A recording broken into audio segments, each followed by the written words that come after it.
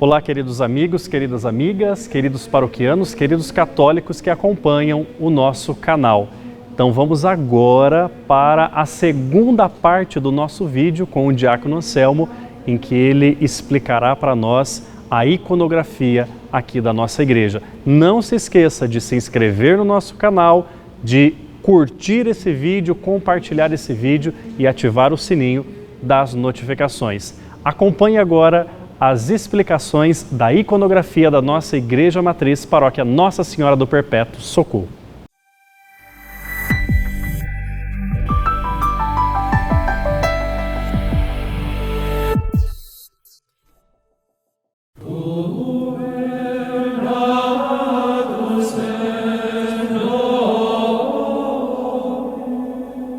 Quando um desafio assim acontece, né?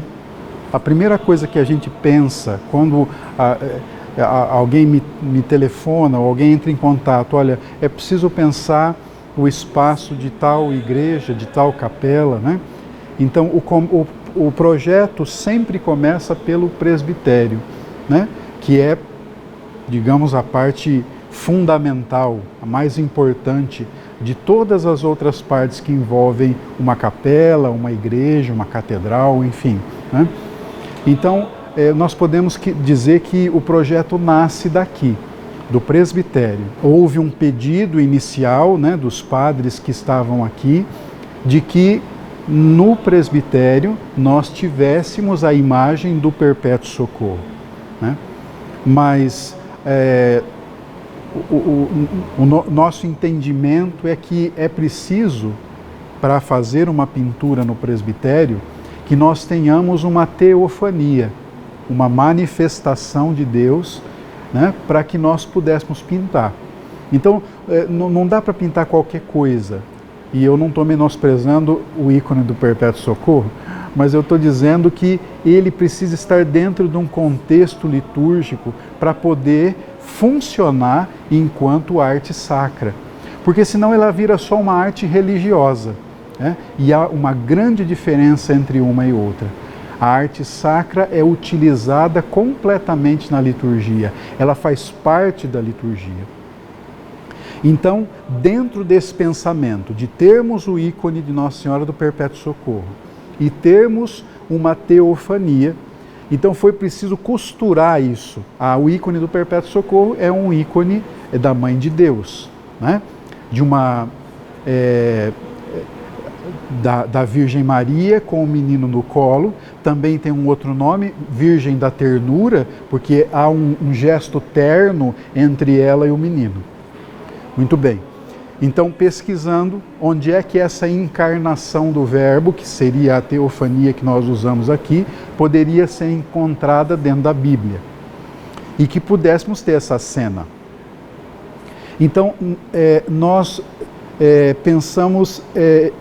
que a sarça ardente poderia nos dar de presente isso que nós precisávamos para a pintura do presbitério. Uma teofania, e uma teofania que fosse voltada para a encarnação do Verbo. Então, os padres da igreja, desde o seu início, eles tinham como o primeiro momento em que a encarnação do Verbo acontece dentro da história da salvação, dentro da sarça ardente. Então, o que nós vemos nesse quadro? Óbvio, ele tem todos os elementos iconográficos do Perpétuo Socorro, é quase como se fosse uma cópia fiel do ícone do Perpétuo Socorro, que eu não vou entrar na explicação completa, senão nós ficaríamos aqui umas 3 horas, né? Mas alguns detalhes nós vamos colocar para que vocês consigam também entender um pouco do desenho, né? Então, o que basicamente está no ícone do Perpétuo Socorro? A mãe, o menino, as letras, os anjos, mas não na sua totalidade, eles estão só em meio corpo, no ícone, porque o ícone é pequenininho, né? Ele tem mais ou menos esse tamanho. E os elementos em que os anjos trazem em suas mãos. Então, basicamente, isso é o ícone do Perpétuo Socorro. Envolto no ícone, nós temos a sarça ardente, que é essa sarça, essa árvore que, segundo a palavra de Deus, queima sem se consumir. Diácono, mas então qual é a ligação da sarça com a encarnação do Verbo? A sarça, segundo os padres do início da igreja, Maria, assim como a sarça, queima sem se consumir. Ou seja, ela tem Jesus, ela é a mãe de Jesus, mas ainda continua virgem. Então é essa a ligação que existe entre Maria e a sarça, né? Então nós temos aqui a sarça ardente que queima sem se consumir. A cena também compreende, e essa é a cena do ícone, né? Que também vamos colocar aqui o ícone original para vocês verem como é que ele é. Por que esse ícone se chama Perpétuo Socorro? Jesus, nos braços de Maria, vê os anjos trazendo até perto dele os instrumentos que vão ser usados na sua crucificação. O menino se assusta, recorre à mão da mãe e nesse assustar-se ele perde um dos sapatinhos, né? Uma das sandálias. É por isso que o ícone que se chama Virgem do Perpétuo Socorro. A Virgem vai ao socorro do menino nesse momento, né? Em que ele se assusta com os instrumentos da sua crucificação. Quem traz esses instrumentos é o arcanjo Gabriel, que traz a cruz, e o arcanjo Miguel, que traz 3 elementos da crucificação. A lança, que perfura o peito de Jesus, o hisopo, a vara embebida em vinagre, com a esponja embebida em vinagre, e tudo isso dentro de um cálice. Lembram do cálice? Pai, afasta de mim esse cálice. É o cálice que Jesus irá beber, né? Jesus, ao se assustar com isso, ele se apega à sua mãe, que é para ele um perpétuo socorro. Isso vai ser verdade porque a mãe também estava na cruz no momento em que mais precisou dela, né? A sandalinha, diácono, por que ela se soltou? Porque é para que nós nos lembremos que nos momentos mais terríveis e mais difíceis da nossa vida, Maria está junto conosco. E por mais que nós estejamos longe de Deus, existe sempre um fio que nos segura a Jesus e a Maria, como o fiozinho da sandália de Jesus está pendurado no pezinho dele. Aquela sandalinha somos nós, pendurados por um fio a Jesus Cristo. Aquele fio é Nossa Senhora. Basicamente, essa é a explicação do ícone central. As pinturas greco-bizantinas e as pinturas russas, elas não se utilizam da imagem de Deus Pai. Deus Pai não tem rosto. O rosto de Deus Pai é Jesus. Então, do Pai, nessa pintura onde eu bebo, nessas fontes onde eu bebo, nós não desenhamos o Pai. O Pai não tem rosto. Ninguém jamais viu o Pai. Mas Jesus diz, quem me vê, vê o Pai. Então, o rosto de Deus é o rosto de Cristo. Por isso que em algumas pinturas, por exemplo, da criação, quando Deus cria os 7 dias de criação, o rosto que nós vemos criando esses dias é o rosto de Cristo, e não o rosto do Pai. Mas então, como é que nós indicamos o Pai? O Pai é indicado pela sua mão que abençoa, que é aquela mão que está naquele semicírculo azul. É um azul que começa do mais claro e vai até o mais escuro. Ou seja, o mistério. Deus que está envolto em mistério. Então, ele também faz parte da iconografia aqui do presbitério. No presbitério, nós temos ainda 2 elementos, e nós vamos mostrar eles agora.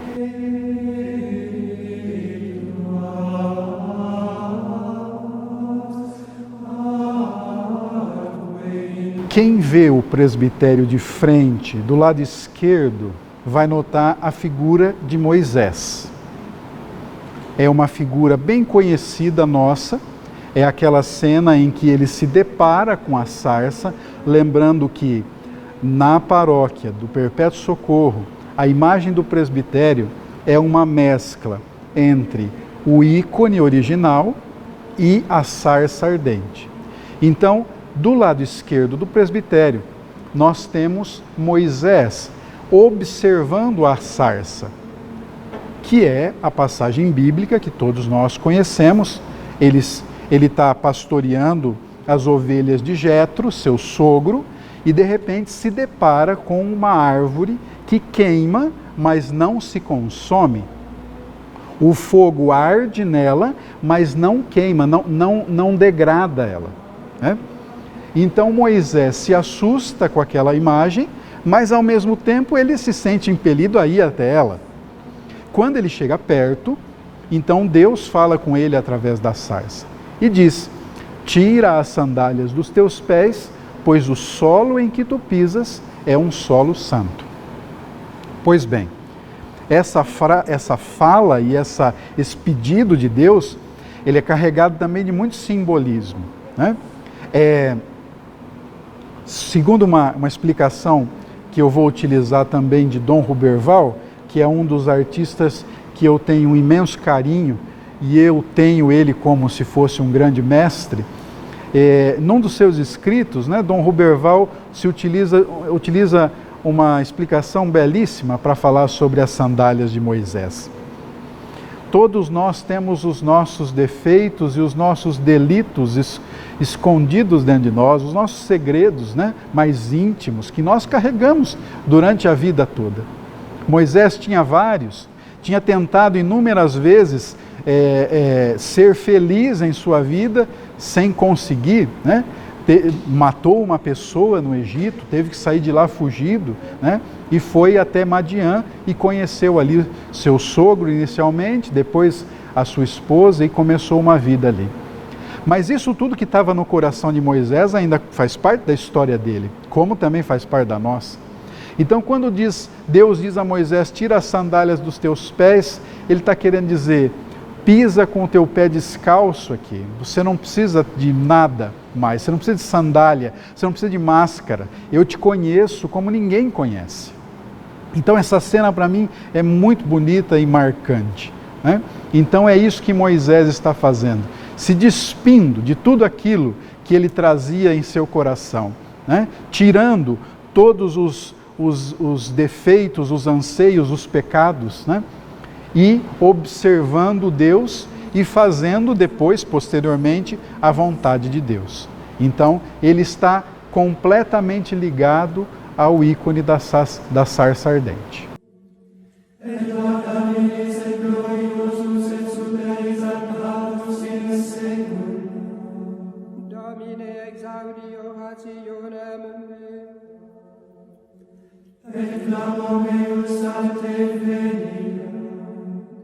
Do lado esquerdo nós temos Moisés e do lado direito, então nós temos São Lucas. Do lado esquerdo, Antigo Testamento, sarça ardente.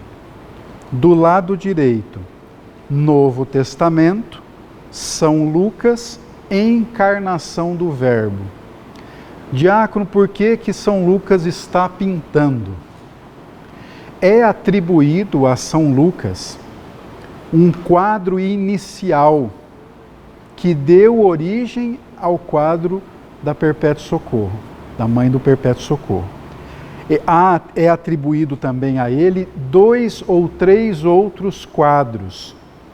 A Virgem de Vladimir é atribuída a São Lucas, e também uma Nossa Senhora que faz parte da vida e do coração de São João Paulo II, que é a Nossa Senhora de Tchostkova, que também a pintura desse quadro é atribuída a São Lucas. São Lucas era médico, São Lucas é o evangelista, digamos, mais mariano, ou seja, que mais escreveu sobre Maria, e uma antiga tradição da igreja diz então que ele também pintava e fez também um ícone. Sim, outro grande ícone importante que é atribuído a São Lucas e hoje está muito em evidência é a Salus Populo Romani, aquele ícone que é também símbolo da Jornada Mundial da Juventude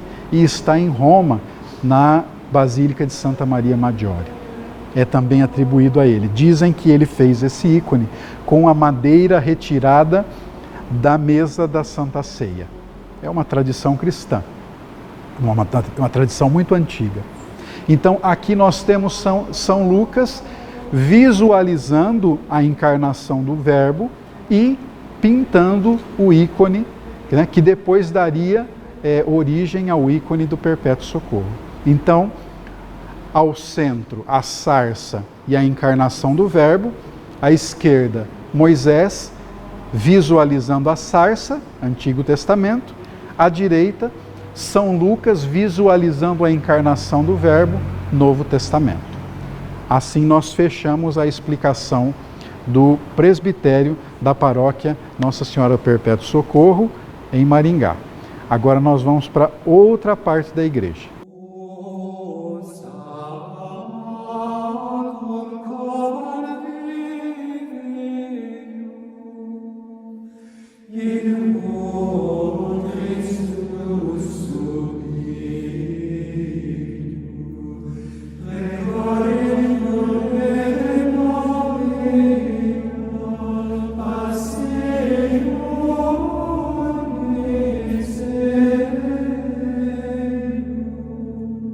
Nós estamos numa igreja que é devotada a Nossa Senhora do Perpétuo Socorro. Então, usando isso também como base, nós trouxemos para a Capela do Santíssimo, um lugar onde as pessoas vêm abrir o seu coração para Nosso Senhor Jesus Cristo, no Santíssimo Sacramento. Nós colocamos então uma cena belíssima, que é a cena em que Gabriel vem anunciar à Virgem Maria que ela será a mãe do Filho de Deus. Ou seja, o início da encarnação do Verbo. Então, nós temos Gabriel e Maria como se cumprimentando, um cumprimentando o outro, né? Maria um pouco assustada com o que ela vê, porque não é todos os dias que eu e você encontramos um anjo na nossa frente. Também não foi diferente para Maria. O anjo, dentro da iconografia bizantina, ele tem características um pouco diferentes, ele é mais vivo e tem mais cor, então as suas asas não são parecidas com as asas de uma pomba, elas são parecidas com as asas de um pavão, que é mais colorido, né, que é mais deslumbrante. Então, essa é uma das características da iconografia bizantina. Quis trazer um pouco disso para essa capela também. Maria tem em suas mãos algo muito simbólico que também está muito presente dentro da tradição da encarnação do Verbo. Ela tem um novelo de lã, né? Vocês podem perceber que ela segura um novelo de lã nas mãos. Mas, diácono, o que Maria tece? O que ela está tecendo por ter um novelo de lã nas mãos? Pois bem, Maria tece dentro de si a carne de Jesus. É dentro dela em que Jesus vai ser formado enquanto homem, enquanto ser humano. Então, aquele novelo de lã vermelho significa que é de dentro do ventre de Maria que Jesus vai se tornar homem, que vai ser Deus 100% homem e 100% Deus. É um símbolo também antiquíssimo, né? Em inúmeros ícones da Anunciação, nós vemos Maria com esse novelo vermelho nas mãos. Como no presbitério, nós temos algumas letras, né? Do lado de Maria e do lado do anjo. São letras gregas que indicam o nome dos personagens, né? Uma abreviação de Arcanjo São Gabriel e uma abreviatura ali de Maria, Mãe de Deus, Theotokos, em grego. Um detalhezinho que está no canto esquerdo da capela do Santíssimo Sacramento é um desenho da árvore da vida. Na narrativa da criação, no Gênesis, Deus diz que há duas árvores no paraíso que Adão e Eva não poderiam comer. A gente sempre se lembra da mais famosa, que é a árvore do conhecimento do bem e do mal, que eles acabam comendo e pecando. Agora, há uma outra árvore que é a árvore da vida. Bem, tanto a do conhecimento do bem e do mal quanto a árvore da vida, elas foram criadas para que Adão e Eva comessem dela, mas não naquele momento. É como se nós oferecêssemos para um bebê recém-nascido um prato de feijoada. Ele vai passar mal ou até, quem sabe, morrer por causa daquela comida inadequada. As árvores foram feitas para Adão e Eva, mas não naquele momento. Eles tinham que ter mais vivência para poder comer da árvore. Comeram da árvore do conhecimento e não podiam comer da árvore da vida, por isso foram expulsos do paraíso. E aí começa a nossa história de salvação. Quem é então a árvore da vida? Hoje, depois de estudarmos e entendermos a história da salvação, é o próprio Cristo. Por isso ela também está relacionada à encarnação do Verbo. Aqueles dois pombinhos prestes a comer do fruto da árvore da vida são Adão e Eva, esperando o Cristo nascer de Maria, crescer, nos apresentar o reino, morrer e ressuscitar. Quando Jesus ressuscita, ele vai até os infernos buscar Adão e Eva e levar para o paraíso definitivo. Então Jesus é a nossa árvore da vida. E é por isso que ela está aqui do lado da pintura da encarnação do Verbo. Acima dela nós temos um trecho de uma música que remete ao livro de Isaías. Da cepa brotou a rama, da rama brotou a flor, da flor nasceu Maria, de Maria o Salvador. É da cepa de Jessé, da linhagem de Davi, é que nasce Jesus, nosso Salvador. Na fonte batismal, um lugar importantíssimo também, de dentro do templo, onde nós, cristãos católicos, nos aproximamos de Deus e fazemos comunhão com Ele. A fonte batismal tem um lugar de destaque, um lugar muito importante. A cena que nós utilizamos para ilustrar esse lugar foi o próprio batismo de Jesus, onde Jesus se humaniza. Pense comigo, se nós nos batizamos para que os nossos pecados sejam apagados, por que é que Jesus se batizou? Ele não tinha pecado, mas se batizou para se humanizar, para dizer, sou como um de vocês. E nos apresentar o reino de Deus e abrir o céu para nós, porque através do nosso batismo nós podemos ter novamente o canal de ligação com Deus que foi cortado pelo pecado. Esta cena, Jesus está sendo batizado por João Batista, um personagem importantíssimo, um profeta, de quem Jesus disse que não há nenhum homem nascido de mulher que fosse como ele. Um grande santo da Igreja Católica e um personagem importantíssimo na história da salvação. João Batista tem uma veste muito característica, se veste com pelos de camelo, e é por isso que ele tem uma veste mais pesada. Se dobra também na presença do Filho de Deus, né? É por isso que ele está com a cabeça mais baixa, mas faz o gesto importantíssimo, que para ele inicialmente foi até incompreensível. Mas não é você, Jesus, que tem que me batizar? Jesus disse, deixamos assim agora e façamos o que é para fazer verdadeiramente. Você me batiza primeiro.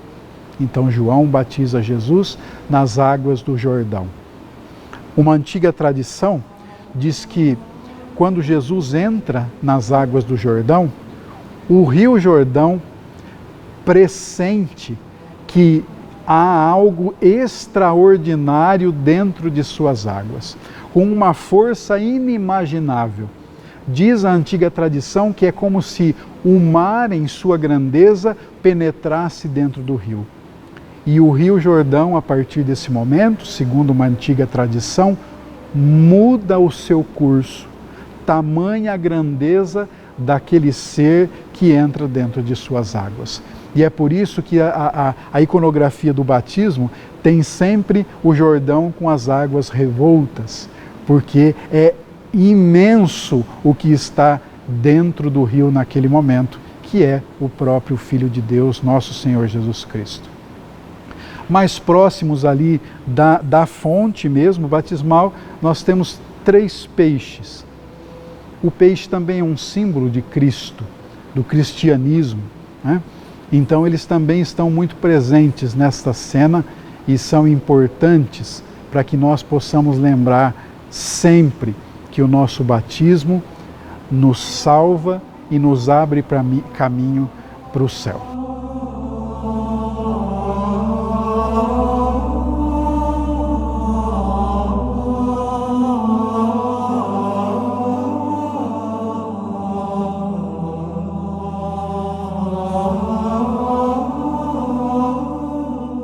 Tá bom, diácono, a sarça a gente já tinha ouvido falar, a anunciação, o batismo, mas e aquele quadro lá no fundo, que tem uma Nossa Senhora deitada e tem uma criança no braço de Jesus?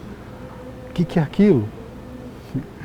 Eu acho que quem visita essa paróquia e não conhece esta cena em especial, pode realmente achar ela um pouco diferente. Mas vocês vão perceber que não, que é uma belíssima cena. Óbvio, quem está mais acostumado com elas, com essa cena, são os irmãos orientais, os ortodoxos, as igrejas do Oriente, que é de onde nasce essa tradição e essa cena em particular. Esta cena é a dormição de Maria.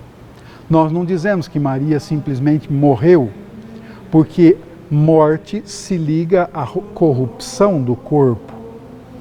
Então nós dizemos que, e Maria não tinha pecado, haja visto a oração que nós fazemos no terço mariano, ó Maria concebida sem pecado, rogai por nós que recorremos a vós. Nós acreditamos que Maria foi salva, segundo uma explicação de Dom Murilo Krieger, num dos seus livros, por antecipação, para que Jesus pudesse nascer de uma pessoa sem pecado. É isso que nós acreditamos. É um dogma que nós chamamos de a Imaculada Conceição, a concepção de Maria sem pecado. Já que Maria não tem pecado, ela não passaria pela corrupção da morte. Então nós chamamos essa passagem da terra ao céu de Maria de dormição. Então Maria está ladeada pelos apóstolos, que estão velando o seu corpo com incensos e velas, mas nós temos ali e Jesus que veio buscá-la, né? No centro de tudo. Mas nós temos ali no colo de Jesus algo que para nós ocidentais é um pouco estranha aquela imagem. Jesus tem uma criança nos braços. Pois bem, essa criança simboliza a alma virginal de Maria. Quem não for como uma criança não entrará no reino dos céus. Então esse quadro simboliza Jesus que vem buscar sua mãe, que tem a alma virgem como uma criança, para levá-la aos céus junto com ele. Esse é o ícone da dormição. É interessante também percebermos a presença de um apóstolo que não deveria estar ali do lado direito. Nós temos a presença de São Paulo. São Paulo não estaria aí nesse momento, mas dada a sua importância em momentos chaves da iconografia, em Pentecostes, na ascensão de Jesus, nós trocamos Matias por São Paulo. E é por isso que ele está ali também velando o corpo incorrupto de Nossa Senhora. Se vocês forem até Jerusalém, vocês vão encontrar lá um túmulo de Nossa Senhora. Mas esse túmulo está vazio. Nós acreditamos que Maria foi assunta aos céus, levada de corpo e alma, por acreditarmos na Imaculada Conceição. Então esse ícone se chama ícone da dormição de Nossa Senhora. A passagem de Maria da terra, depois de cumprir toda a sua missão, para o céu, para junto de seu filho. E há um contraponto interessante também.